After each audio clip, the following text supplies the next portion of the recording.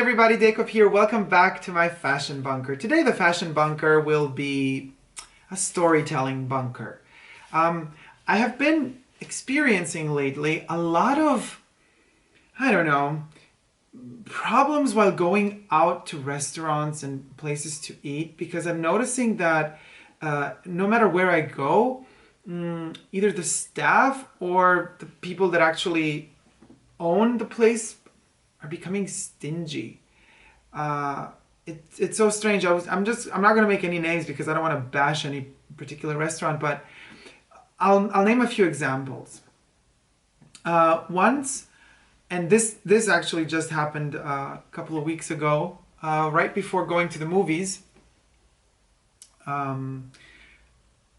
So I'm there with a couple of friends. We enter, and there's the menu, and then I saw a delicious salad it's like salad with shrimps and beef. It's like a kind of Californian mix concept. I mean, delicious with like Parmigiano cheese on top. So basically the salad costs like a lot more because of the beef that they give you with the salad, right? So it's beef and shrimp and stuff. Okay, so I order it. The salad comes and I look at it and I'm like, oh, okay. No, okay, there's something maybe missing. Where's the beef? So I kind of like lift with the fork the leaves of the salad. I move the shrimps around and I find literally, I mean, we're talking like 3 little nuggets, not even nuggets. Do I have anything here that like resembles the size? No, I don't, because it's so small. The meat was literally, we're talking this tiny. And well, I have a measuring tape here. It was 3 little nuggets of like 2 centimeters. It's like this big size. So, you know, a part of me became pretty shy because you know how it is. I mean, they brought you the food, they made the food, and you kind of tend most of the time to just accept what it is. But no, you know, I said to myself, no effing way.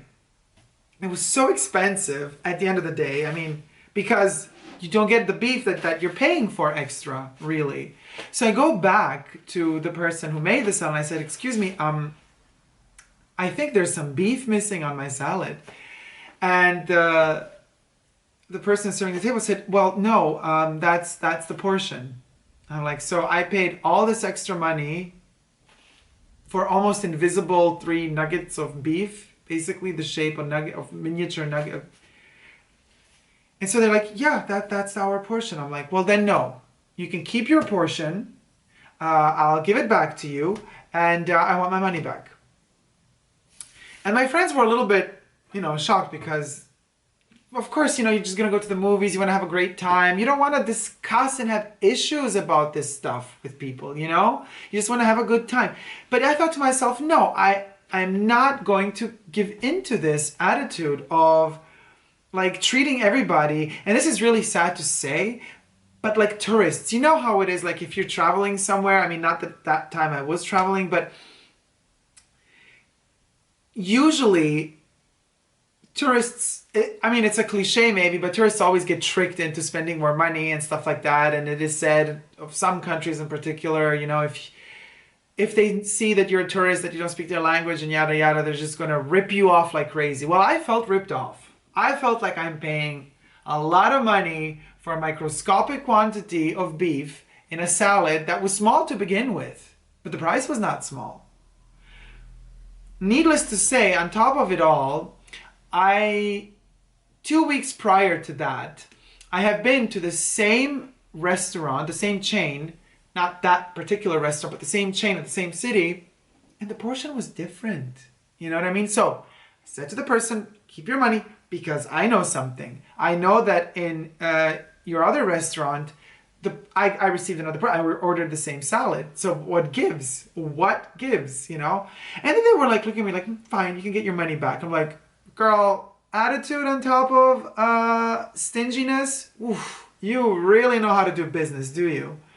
So that kind of like made me think and made me kind of remember more and more situations where, I mean, I got my money back, I didn't eat, I went to the movies, I just had like nachos and popcorn at the end of the day. Pretty unhealthy, but I'm a sucker for popcorn, and I really wanted something warm, so I had to have the melted cheese with the nachos, and a lot of jalapenos while watching the movies. But anyway, so it reminded me of other situations and instances. You know, it doesn't only have to be restaurants, but anything, any sort of place you go. I have the feeling that more and more time passes, and the more people get greedy and just want to trick you wherever they can, and they just like, you know what, if you seem just a little bit vulnerable or not there in the moment, you know, not just focused on what you're doing and what you're buying, and they're going to try to trick you. And that's awful. That's so awful. Like, where's the community? Where's like helping each other out? You know, I can't even. Stupid example, another restaurant, nuggets, this time real nuggets. We're not mentioning any names though. You know, I ordered 9 nuggets, right? I come home, like takeaway, 7 nuggets. I'm like, from that moment, I always open and count everything. I mean, you know, you order 9 nuggets. I never came home and had like 11 nuggets in there. You know what I mean? Like, it's always less, you know? Why is it always against the consumer and not for the consumer?